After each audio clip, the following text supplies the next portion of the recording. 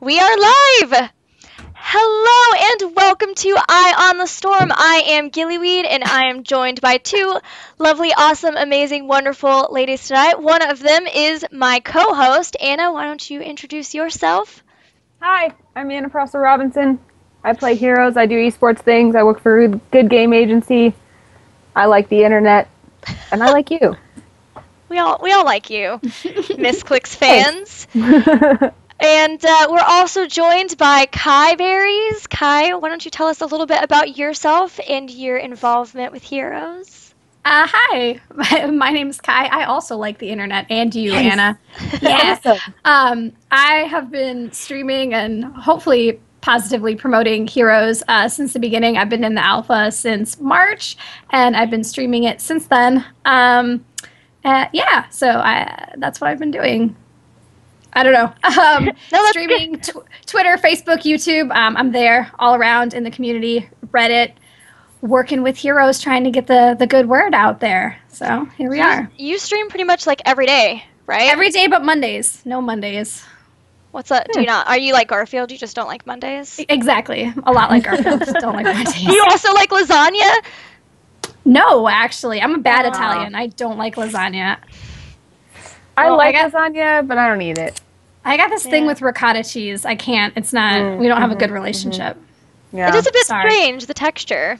Yeah, I'm not. Next time on Eye of the Food Network. Yeah. Well, speaking of Eye on the Storm, if this is your first time watching, first of all, thank you. We love you. Please keep watching. And second of all, this is a bit about how it's going to work. We study a topic every week, and in hopes that Anna and I will eventually be able to become casters for this great game that we love so much, but we also just want to get better at it. And we started the show because we know that a lot of people who maybe aren't in the game yet or are just starting out want to have a resource where they can learn about the game as well. So we bring a guest on every week to talk to us about a topic. We also spotlight a character, a different hero every week as well. We do a Q&A this week, so it's going to work a little bit differently. We're going to try to ask questions of our guest as they come up. So be sure that you're tweeting us using the hashtag StormShow throughout, and we'll be watching for those questions and try to make sure to ask them as well as ones from chat, but we can't guarantee that we'll catch those. And then we'll have a play session as well that you'll be able to see. This week's will be a custom game on, what do we do? Cursed Hollow. And then after that, we'll do a community spotlight as well. And of course, we are on the amazing channel Misscliks. Anna, why don't you tell us a little bit about Misscliks? I would love to. This is this is one of two main shows that currently stream on this channel. There's this one, and then there's Misscliks D&D Demigods, which is a live Dungeons and Dragons show. So check that out. It's on Tuesdays at 5:30 p.m. Pacific. I've been doing that show for 2 years, and I forgot what time it was this week. Anna, please. I know. Anna, please. So, yeah, those are our two shows. We also have a lot of other shows in the works, and the idea is that Misscliks is a community and live stream channel that is working to support and uplift the voices of female role models in geek and gaming culture with the goal of someday kind of making ourselves irrelevant and promoting gaming equality and bringing more and more ladies into the scene. So you'll see a lot of shows that have female faces talking about all sorts of things geek and gaming. Yes, we love Misscliks. Misscliks is awesome. Thank you for hosting this show. And with that, I think we're ready to hop into our topic. We actually have two topics this week. As we've been getting more and more into having this show, we've started wanting to cover sort of the meta of the game as it shifts, the pro scene, and the community as well, which is something that's been really big in being talked about quite a bit in the community for the past couple of weeks. And so we wanted to address that on the show, talk a little bit about it so that you guys who may be overwhelmed or just have slightly heard about it can maybe get sort of a sense of what's going on. And that issue is viewbotting. So let's start with maybe what exactly it is. Kai. Okay. I had to get the negative topic this week. No, you give like... We're going to turn it into a positive. We are. Okay, all right, good. We figure out how we as a community can fix it. Yes. That's true. All right, well, viewbotting is something that's done on Twitch, or it probably exists on other live streaming sites, but since we're on Twitch, all right. And it's where you purchase or import in false viewer counts, bots, robots, to bump up your viewer count. And you do that to get yourself, the way Twitch filters streams is it shows the one with the largest amount of viewers at the top of the list. And that's pretty important for people as they're scanning through streams. So you bring in false viewers that don't exist to bump yourself to the top of the list of streamers to give yourself, I guess, an edge in the competition of streams. Yeah, they always say viewers beget viewers. So if you've got more viewers than the person below you, then someone tuning in is likely to say, oh, okay, this person has more viewers, they must be more entertaining, they must be more well established, that kind of stuff. So it's kind of like, and to know more about the game as well. Yeah. You need money to make money, you need viewers to make viewers. Same kind of thing here applies here on Twitch. So what's unfortunate is that it's pretty easy to falsify those things, just like it is on social media. Twitch and streaming isn't alone in this problem. It's the same thing with all sorts of different kinds of online personality-based media, if you will. Mm-hmm. So the reason that it's been such a big deal for Heroes, I would say, is because the Heroes of the Storm scene is still so relatively small, and there are still so few people who watch it, that really, when one person takes a majority of those viewers, it really does hurt a lot of the other people who are trying to work hard and make a name for themselves as we move from the alpha to the beta and eventually to a released game that should have a competitive scene and a community and people who are interested in watching personalities play. Right. And another issue, of course, is too, when people are coming in, then there's a way you can go onto Twitch and just look at a game, and say for the first time someone was like, I'm just going to click on Heroes of the Storm, see what this is about. I'm not playing it. I've not watched it at all. You click on it, and then it lists the streams of who's streaming right then.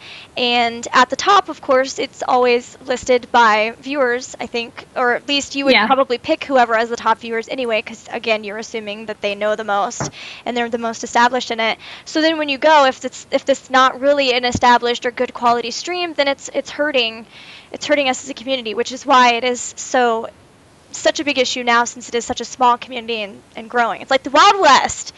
I mean, and low quality stream can mean so many things. It doesn't just mean, it can mean they have a poor quality camera, a poor quality microphone. It can mean the actual stream itself, the gameplay is low quality, like their computer maybe can't support streaming. Maybe they don't have an interesting personality. They're not engaging with the viewers that they have. Those people are typing at them in chat and they're not answering, they're not engaging, or they're being outright negative. If you go into some of the chats that you suspect of viewbotting, you might see people in chat questioning it, like, oh, you have thousands of viewers here, what's going on? And there are some hostilities, and the streamer might be hostile right back. And gosh, I would hate to be a first-time viewer of Heroes of the Storm and come in and think, wow, this is the best that community has to offer. Yeah, that's a very good point. Ugh. And unfortunately, well, and it kind of a rough one. Sorry, go ahead. No, that's I'm good. Well, I was going to say it's kind of similar to the view I have on how we should be really careful to bring more women into gaming. And the reason is that, like, how am I going to put this? Basically, just you have so few people who are coming in right now and wanting to watch Heroes of the Storm. And if they come in and they don't feel welcome and they don't feel supported and they don't feel excited, whether they're a streamer or they're a viewer, then they're going to leave again. And so we want to protect people from leaving again. And so as a streamer, for example, for me, the very real impact of this is that, like, even I, who have a fairly established following, I used to get, not a huge amount of viewers, but a fair enough amount that I felt successful with StarCraft. And then I come in and I get way less viewers on Heroes of the Storm.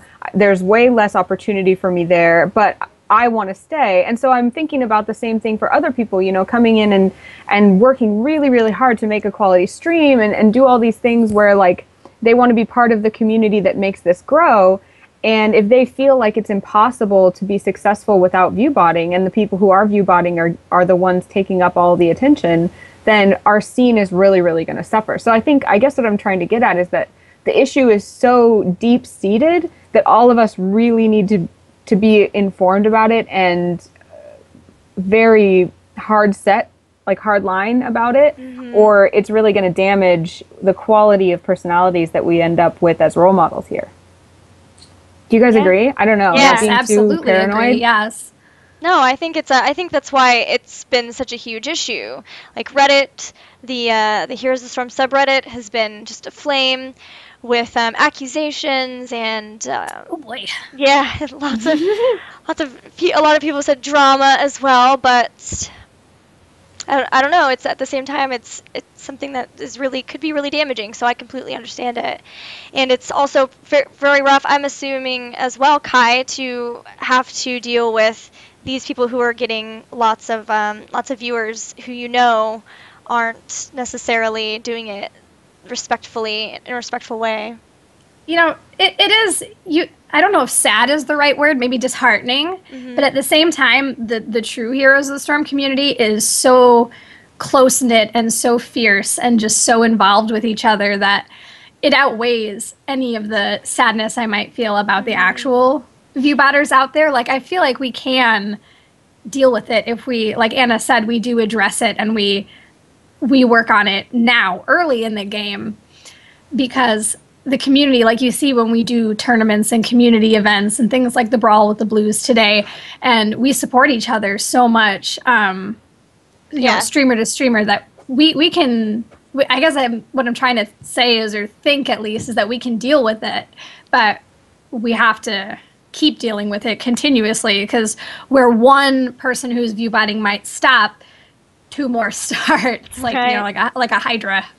It really is. Well, and it's also important, too, that we are really careful with how we deal with it, because esports in general, coming from StarCraft, like, it's prone to pitchforking. Just Reddit in general, all of us who spend time on these forums and places like that are really prone to, like, someone's successful, let's pitchfork them and, try to bring them down with the small vocal minority, those kinds of things. So we have to be really careful how we deal with it. And that's what I think is so encouraging about the way that some of these situations have been dealt with, where someone comes forward and they don't just say, like, I think so-and-so's viewbotting and everyone should hate them. It's more like, here are the list of evidence that I have that make me think that this person is viewbotting.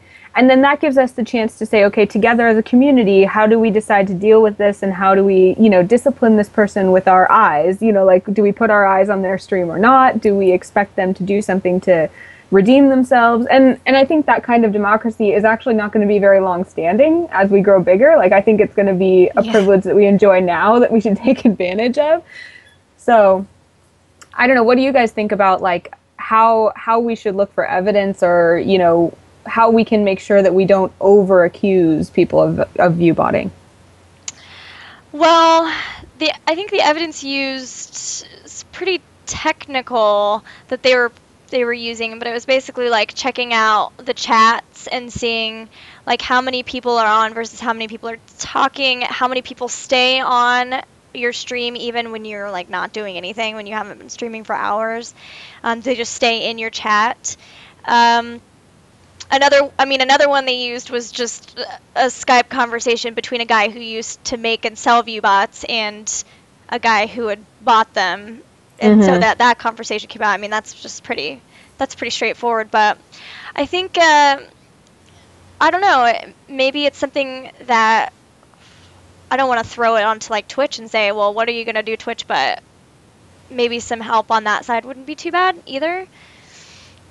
Being more proactive about it. That's true. You would think that after all these years, Twitch would be able to figure it out by this point. I mean, other games, not just Heroes. I mean, this viewbotting is rampant in other games, especially other MOBAs. I mean, I really don't know how it hasn't been tackled already, but...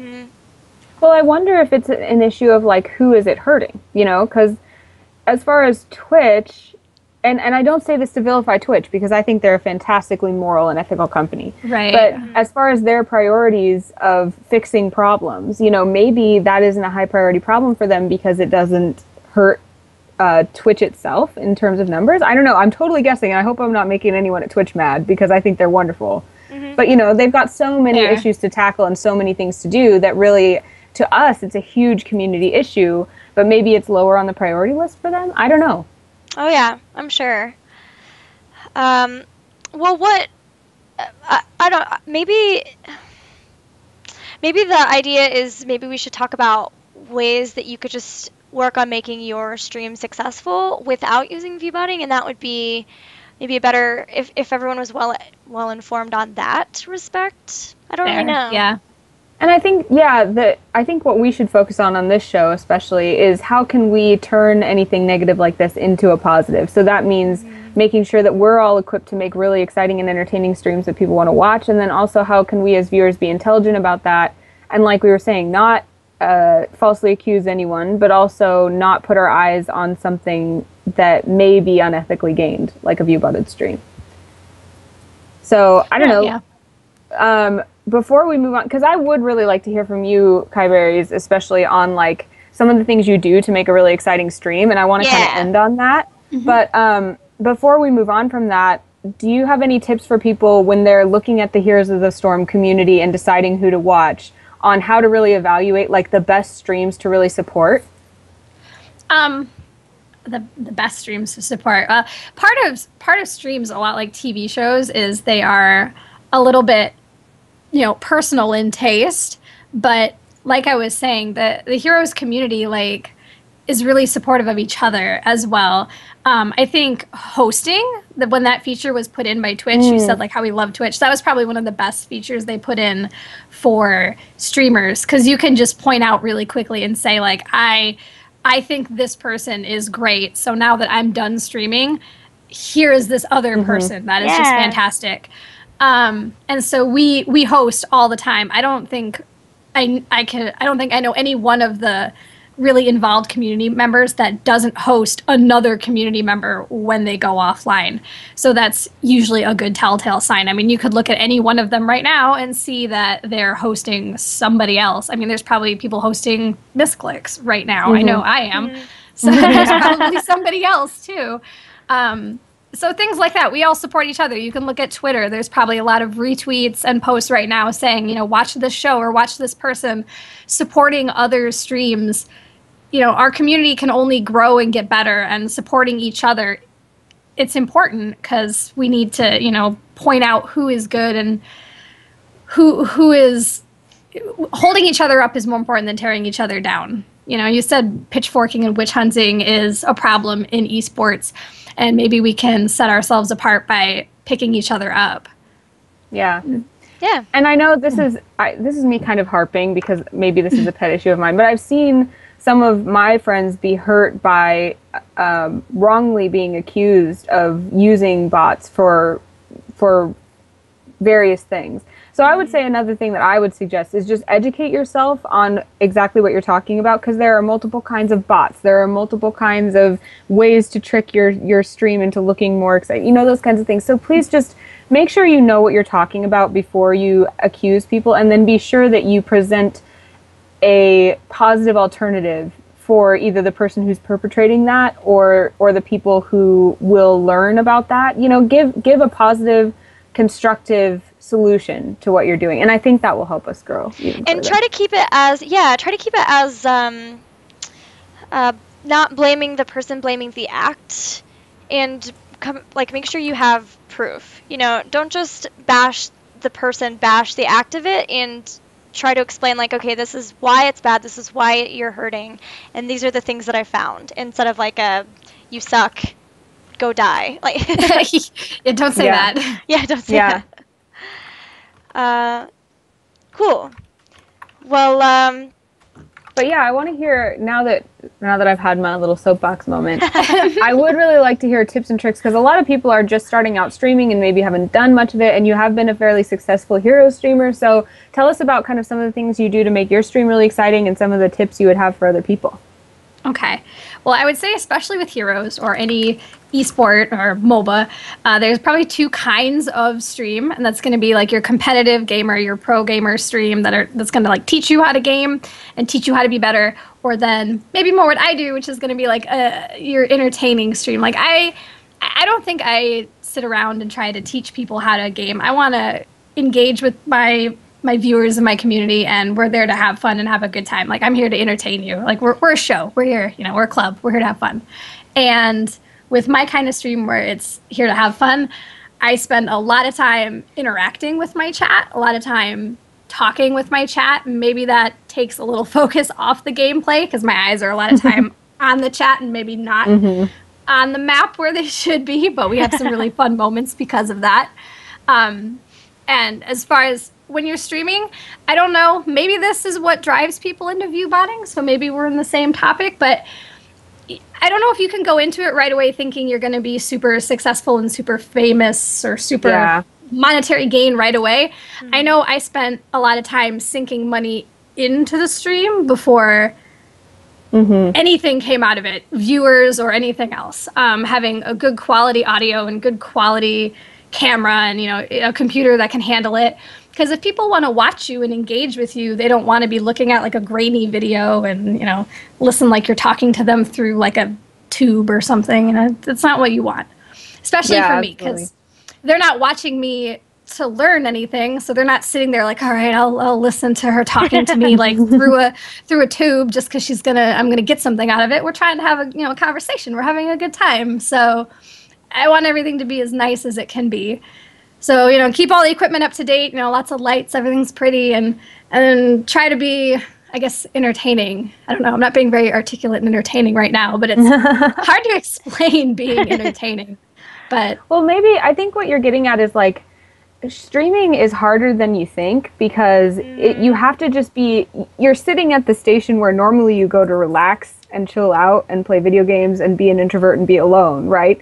And then all of a sudden you turn on your webcam and you're hanging out with lots of people and you're on camera, and so you have to kind of just be on. And I think that maybe that's harder than a lot of people expect, where you really need to put in energy and effort into thinking like, how would a person enjoy interacting with me right now? And how does my face look? Like that is a big part of it. Yeah, you gotta be on point the entire time, and you have to be totally willing to be criticized. And for me, have fun with it. Like you're gonna be criticized. You're gonna make mistakes. I make a lot of mistakes because I try to spend more time talking to people and having fun with them than maybe concentrating on landing all my snipes or whatever I'm doing. That's okay. I'm okay with that. I want to have a good time with my viewers more than I want to have a good time with my teammates. And I'm sure they hate me for it. But I think another good thing is having a set time or trying to say it to some sort of schedule so that people kind of know, oh, well, this is about the time when I watch. And you kind of start to get the same viewers you happen to be able to watch at that time. So then you kind of build a following as well. Yeah, you're their TV show. You're the thing they tune in for. Right. Yeah, Trixler just put that. Trixler's in our chat, who's, our good friend from Blizzard. We love Trixler. And he was just saying his number one tip is to be consistent as well. So I think that can be in terms of time, and that can also be in terms of what we were talking about, which is consistently being entertaining, coming up with things that you and your viewers do as traditions together, those kinds of things. People really, really love that. That is true. And I was going to say, Marky1983 mentioned, I just like broadcasting and not asking for donations. So that brings up an interesting point for me, which is that a lot of people stream as their primary source of income. This is their full-time job. And especially in Heroes of the Storm, you've got to remind people like, hey, I do this for a living. It's really important that if you like my stream, you help support me. So another really interesting thing that I think a lot of people deal with is how do I balance between reminding people that if they like my stream, they should support it financially and as well as being a viewer, and just the fact that they tuned in to be entertained and they don't need me like begging for money all the time. How do you balance that? It's different for every stream. I think some of the competitive streams do it really well, like ESL and the Heroes Premier League do a really good job of bringing out like their prizes and their overlays and the work they put into their streams. That has to come from somewhere. So like please support the stream, subscribe, donate. I don't ask for donations or anything. I do try to keep it more personal, and if you want to donate, we will make a big deal out of it, and we will have lots of fun, and we will I have a special graphics that pop up and noises, and we have a really good time about it, but I just don't want that to be the focus because I think that takes away some of the personality of the stream. But if that's other people work it in there really well. I've seen other streams where they do like they'll play a scary game, and if you donate, like a noise will happen and it'll scare them. So it'll be like scare nights and stuff like that, like Five Nights at Freddy and stuff. So it depends on the stream. It's different for everybody. For my stream, it doesn't really work with the way my stream functions, but for other people, it's how you structure yourself, I guess. Yeah. I think as long as your viewers like it, like you were saying, viewer feedback is really important. As long as you're paying attention to what your viewers are saying they like, then that's always going to be the best choice for you. Right, they're people. You gotta talk, have a communication. There's always text too. Like you can put text underneath the actual stream video. So if that's the case, if that's not something that you don't feel comfortable asking for donations or anything like that, you can always like throw it either in your offline screen or in the text as well, so that it's not, you don't quite have to be so like, hey, you could give a donation if you want, that type of thing. Yeah, probably don't use that voice. That's probably not the best. Yeah, probably not. I love my husband in Control streams StarCraft 2, so if you like StarCraft 2, watch him. But I love what he does, which is that he doesn't ask for donations, but when he gets a subscriber, he'll do things like he'll read their fortune and just make up like, someday you're gonna, walk into an airport and you'll realize that something's not right, and you'll smell this delicious scent of flowers, and all of a sudden a fairy will appear in front of you. Just like these random fortunes. So if I go donate right now, will he come on camera and read my fortune? Because I'll totally do it for that. That sounds really fun. He's actually on a show in the next room right now. Otherwise, I would totally make it. Because I'm all about that. See what I mean? See how it works? Like, that sounds really fun. I would do that. That's how you got to be with your viewers, guys. That sounds awesome. Could you like sub and then like switch with them really quick and then sub again the next? Yeah, right. I mean, I don't know. I'm sure people have tried. I need so many fortunes, Anna. Yeah, I don't like that fortune. Can I get a new one? I'll ask him to do a special fortune reading for you guys. We'll try to get a special session. Yes. Well, we've been chatting a lot about streams. We do want to get into talking more about Heroes of the Storm gameplay, because I know that's why a lot of people tune in. So, guys and viewers, please let us know what you think of this. We're trying out something new and talking about some community issues first before we get into gameplay. Let us know whether you like that. Whether, there are parts of it you'd like us to keep, parts you'd like us to change. We want to know your feedback. But before we move into talking more about the game, anything else about streaming or viewbotting or the community in general that you would like to throw in there, KiyeBerries? And maybe some streams as well. Streams that you like. Yeah. Yeah, okay. I had this up, too. I had a list. I was ready. I was so prepared. Okay. Some people that probably are great to watch, and you know what, everybody probably already knows this, but I'm going to say it anyway. If you like watching streams in the morning, like I do, the time when I watch streams in the morning, I go to work and I've got ZP on in the morning. Like I'm driving and it's like what I'm listening to. So if on Twitch, ZP_TV, ZP is great, on Glorious Gaming, awesome stream to watch. During maybe the middle of the day to the nighttime, Nick Hotz. Nick is awesome to watch, especially if you want to learn about heroes. Like, he will teach you. Nick, it's like an infomercial. Nick is does 24-hour streams. He'll tell you everything about heroes. He'll tell you about talents and in-depth stuff. It's pretty amazing to watch Nick. Another one that's really great to watch is Starby. Isn't her Twitch Nightingale? Yes.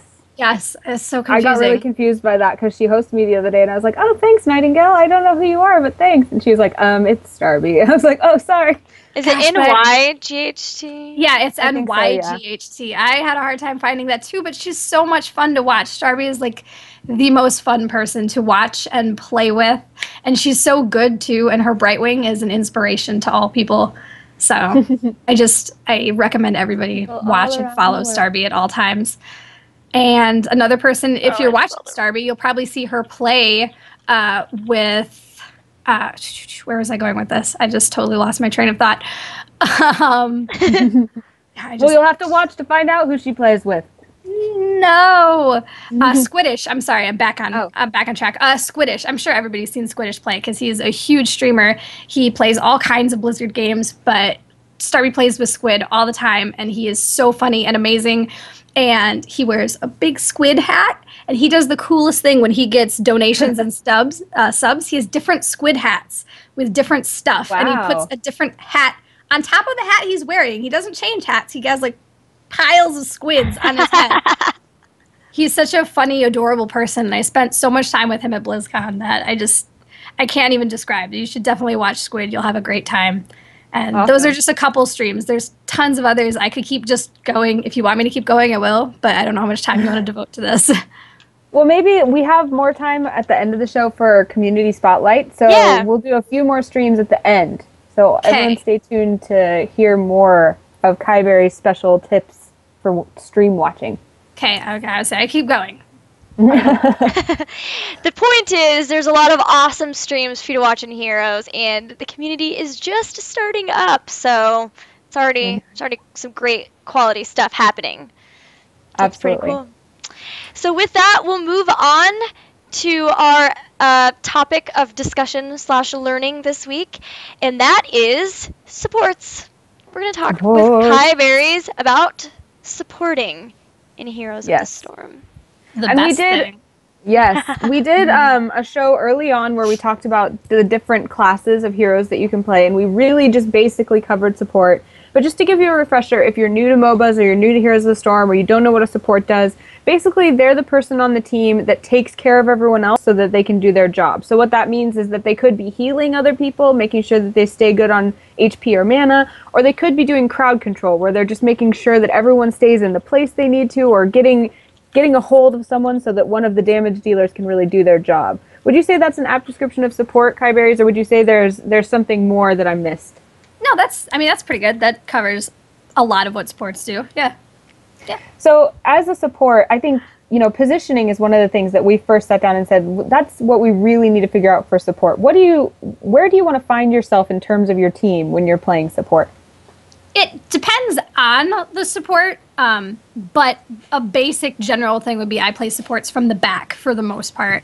Most of your supports, a lot of the time, are going to play more from the back or the middle, maybe. There are some supports, and probably especially the one we're going to talk about later, that play from melee and play from the front and can deal good damage. But most of your supports are going to play from the back and are kind of going to avoid being in the thick of things and avoid being in damage. So you can pick where you want to engage, and you have a good chance to pick which one of your teammates you want to cast on and which enemy teammates or enemy players you want to pick on, who you're going to CC or who you're going to debuff, just so you have the whole field of battle in your view so you can be where you need to be. Okay. And go ahead. I was just going to ask, so we've got, I'm counting 7 supports, so let's take Tassadar out, because usually he's not played as a support. Yeah, right, let's not talk about it. Which ones would you say are the most viable right now being used, like competitively or just in general, that you're seeing as you're playing and streaming? Uther, Brightwing, Rhaegar. Do you want to take Tyrande out too, or Tyrone, whatever your Tyrone. Tyrone. I mean, she has, I guess she does have a heal. She does have a heal, but I mean, I primarily see her used as a damage with support capabilities. But yeah, I don't know if you want to consider her a full support or not. But anyway, Uther, because she's picks a lot, she's really good, but not in like in the same. You know what I mean? Yeah, for sure. If you pick her in the same way you pick Tassadar. You're gonna pick another. Okay. Yeah. Anyway, so Uther, Brightwing, Rhaegar are probably your 3 top supports that they're just the most viable. They're going to be the best competitively. Yeah, they're top tier, I guess, is where we're going with those 3. I love Rhaegar. I have a super soft spot for Brightwing because that was one of the first characters that I really got into. Yeah, Brightwing's awesome.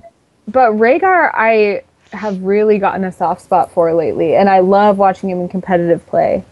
He's so good, and I'm so bad at it. It's of all of the supports, I have such a hard time with Rhaegar, and I don't know where it comes from. I was going to ask, what about his play? What about his play style? Do you think just I don't doesn't know, work with you? especially because he plays kind of similarly to Uther, who's my main. I don't know where it comes from that I can't play Rhaegar, but I'm terrible Maybe at it's too it. similar.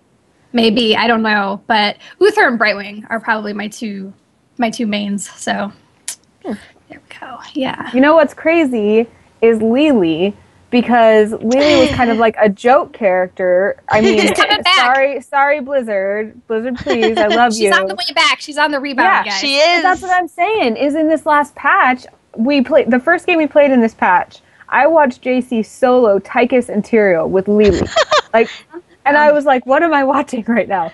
So It was awesome. yeah, I totally need to relearn what I think about Lily, and I've been playing her a little bit more, and she feels really a lot more viable than I would have said in the She past. is. I don't know if she'll see competitive play. Like, I don't know if we'll see her in Heroes Premier League tomorrow or anything. But Never know. But for, like versus games, I've been playing a lot more Lily. She was my main before her last big nerf. She was the first master skin I had Really? too. Yeah, I loved my umbrella.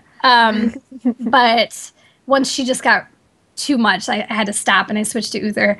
But she's on the way back. I feel it. I've been playing her a lot more lately. The day that she does show up in like ESL, that'll be a beautiful day. Like, Yeah. angels will sing, there'll be trumpets, it'll be great. Her master skin is pretty awesome. And Think of Mulan, that scene at the end where she's got the umbrella and she fights Shan Yu. Yes.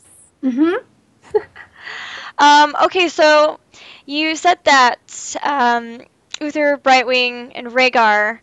So that still leaves Malfurion and Lily. And we've talked a little bit about Lily. Why is Malfurion not quite up to the level that you're seeing? Malfurion's still really good. It's not that there's anything wrong with Malfurion. Okay. He just doesn't have, like, Brightwing has a hard CC with her polymorph.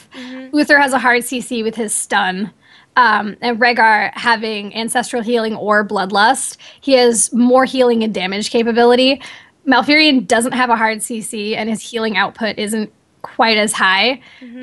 Tranquility is a really good alt, but it's not quite as good as either Divine Storm or Ancestral Healing, or, depending on your build, Bloodlust. And Brightwing can do so much with Emerald Wind in the right hands, or if you're not maybe capable enough to use Emerald Wind, like me, I never use it because I can never set up well enough for it. But Blink Heal for positioning is amazing. Like, if you're gonna not do the Emerald Wind thing, you can use Blink Heal to do so many crazy things, either to engage or to escape.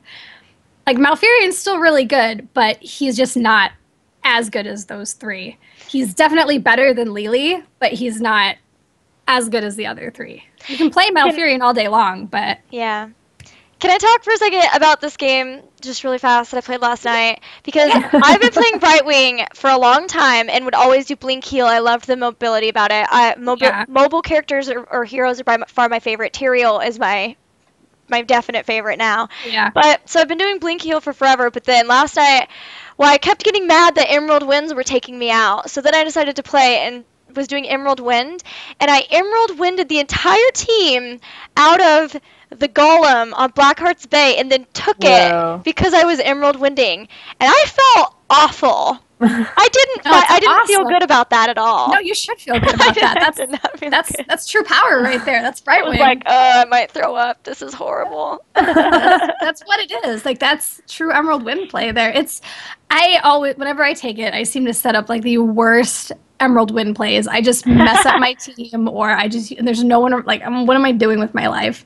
So I stick to Blink Heal, and you can Blink Heal to some weird stuff too. Yeah. Like, you can Blink Heal to mules, and you can blink to like Zagara creeps. Like, you can Blink Heal to weird stuff and use it to get out of terrible situations. So, I mean, keep that in mind. If you play Brightwing, you can escape almost anything if you have Blink Heal. Yeah, I was missing it too when I was playing. I was like, well, I could jump to. No, I can't.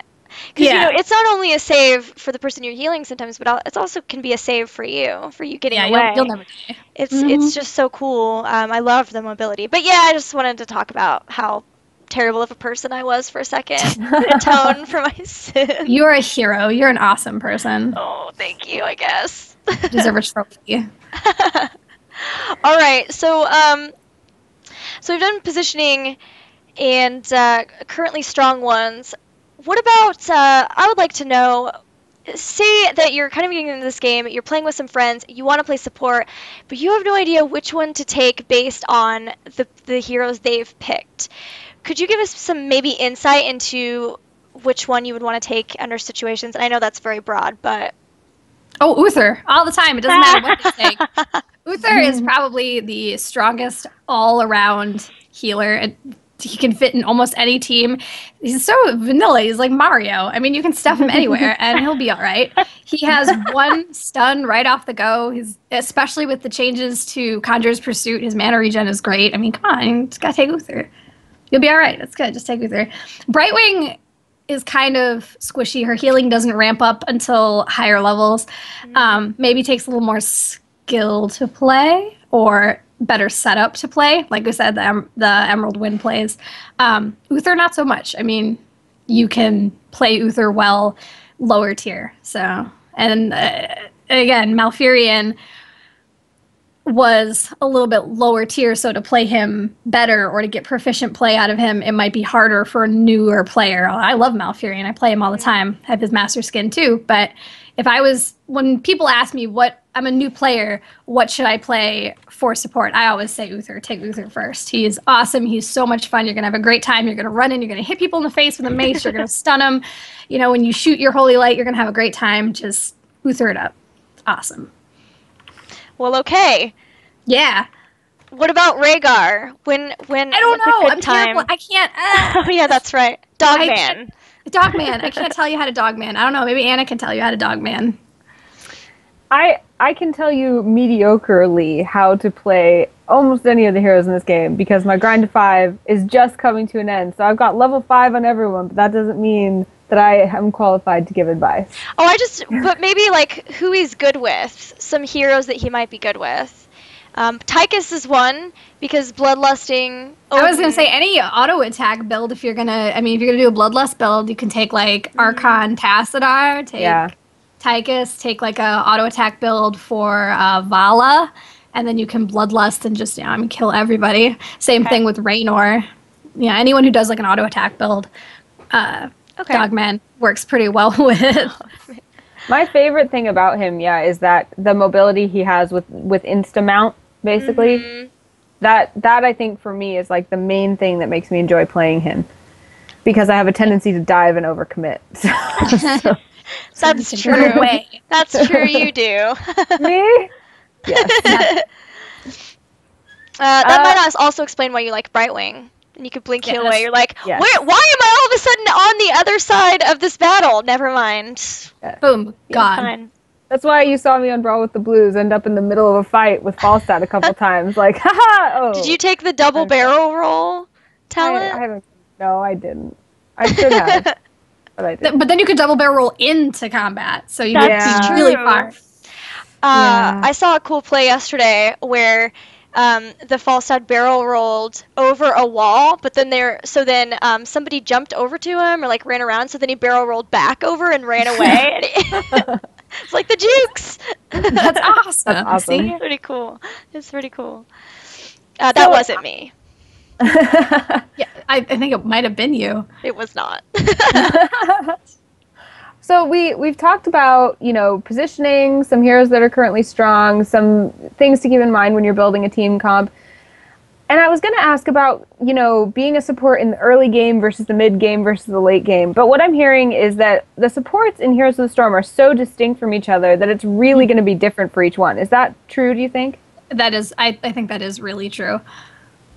Yeah. Each one plays differently from each other, and then they all play differently at different points in the game too.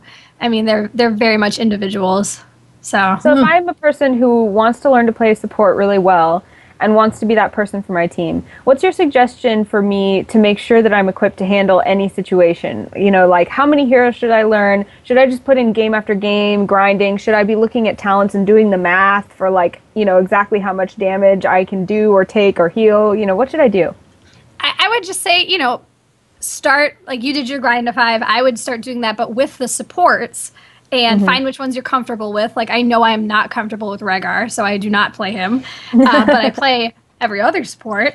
And then now I know, depending on what my team is, which support I would play. Who goes best with that team. Hopefully it's not Rhaegar, because we're not going to play him. And then just, move around within there. Like, start a couple games as Uther. Maybe grind to 5 as Uther, or grind to 4 as Uther. And then try Brightwing for a little bit. See how you do with that. See which of her alts you like better. See if you can get some really clutch Brightwing Emerald Winds and steal a Golem. See if that's really cool for you. Yeah, try that. Awesome. I think that's awesome. I don't know why you felt bad about that. Yeah, it is awesome. It's really good. Evil. No, it's awesome. Then maybe branch out a little bit. Then try Tassadar, and do a little damage while you're shielding people. Like, you're still kind of a support a little bit, not really, maybe. But you're still throwing some shields. So if you've become comfortable with being a support, you've played maybe Uther for a bunch of games, you got up to 5, now you're used to having your eyes on other people's like green bars. Play Tassadar and throw some damage out there, but then you're still going to be shielding people and maybe be more aware of your own health bar for when you're going to smack your E and stuff.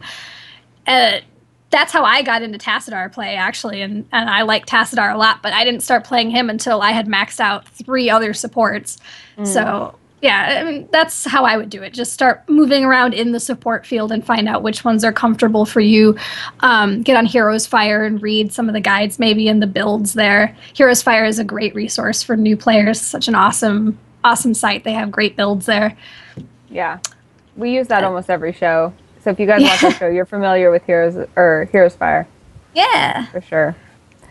I have one more question, and then we are getting to the point where we'll be transitioning into our play session, and KiyeBerries is going to do our hero spotlight during our play session. So she's going to be teaching us about her main Uther, and teaching us a build and talking about best ways to use Uther. So stay tuned for that.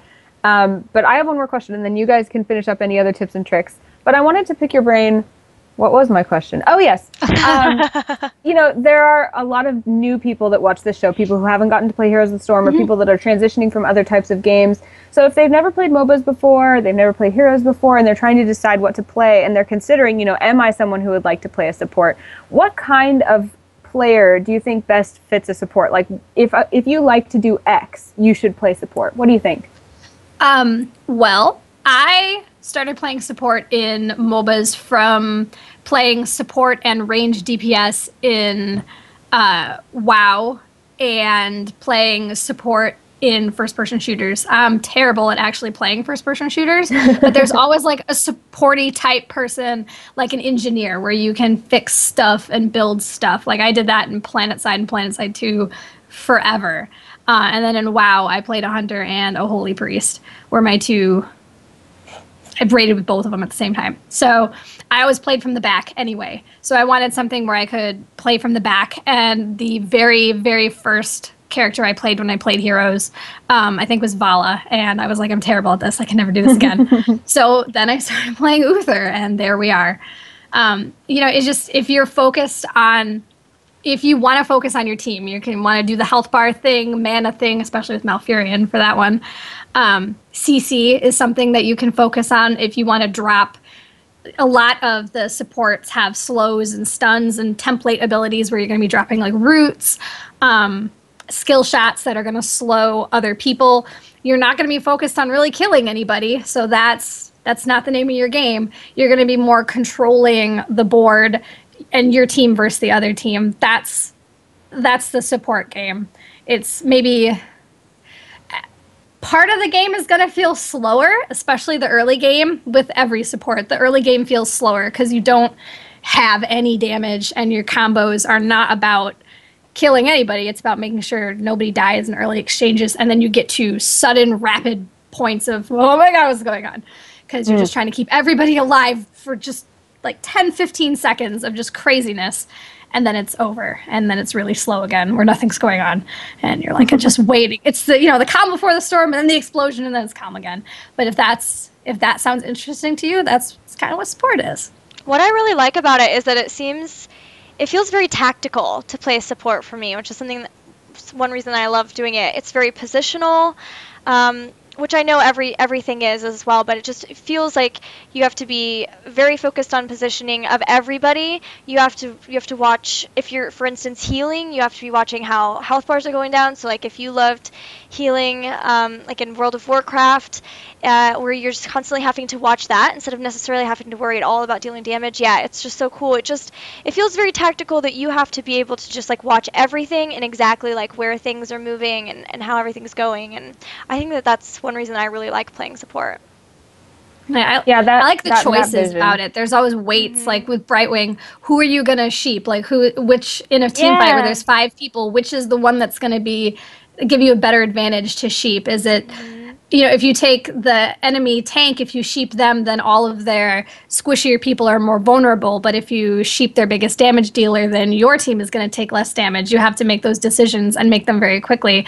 That's something that's really fun and interesting when you're playing support. Absolutely. Well, I can't wait to see you play support. Anything else that we haven't covered that we need to before we transition into our play session?